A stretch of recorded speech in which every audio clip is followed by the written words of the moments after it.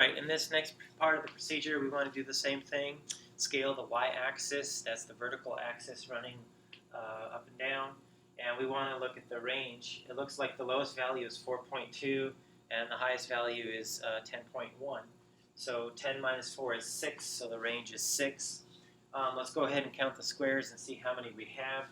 We've got 5, 10, 15, 20, 25, 30, 35, 40, 45 squares available.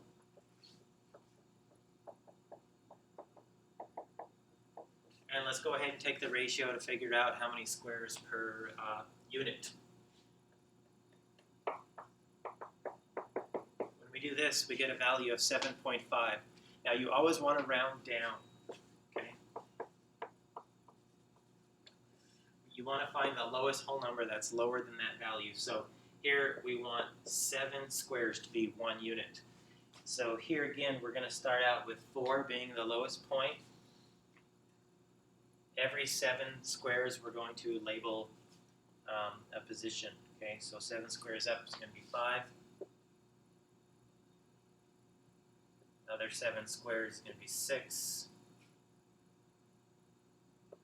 7. 8. 9.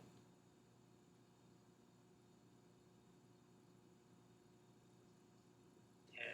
Okay, and there's some extra space here to graph that 10.1 value. So that's how you do that. So again, you want to figure out what your range is, okay, by subtracting the highest from the lowest. You want to count your squares. You want to find the ratio of the squares over the range, and you'll get a decimal value usually. And you want to round this down, okay, to a lower number, and that's going to be how many squares is 1 unit. Remember, don't start the graph with 0.